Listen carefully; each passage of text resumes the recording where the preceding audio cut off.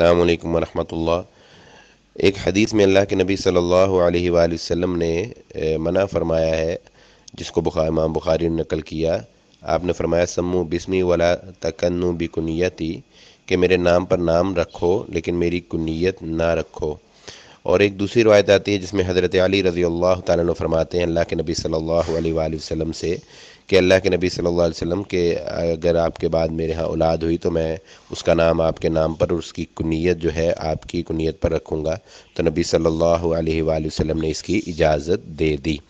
تو اس موضوع کے متعلق تمام روایات کو جمع کرنے کے بعد علماء اکرام اس نتیجہ پر پہنچے ہیں۔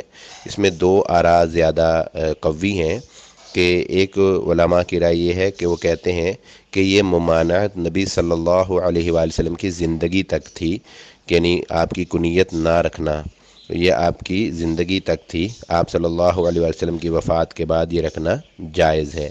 اور ایک دوسرے علماء کا خیال یہ ہے کہ ایک نام اور کنیت اکٹھے نہیں رکھ سکتے، یعنی ایک ہی شخص کا نام نبی صلی اللہ علیہ وسلم کے نام پر اور اسی کی کنیت ابو القاسم جو ہے یہ نہیں رکھنی چاہیے۔ یہ دو موقف اس بارے میں زیادہ قوی ہیں، واللہ اعلم۔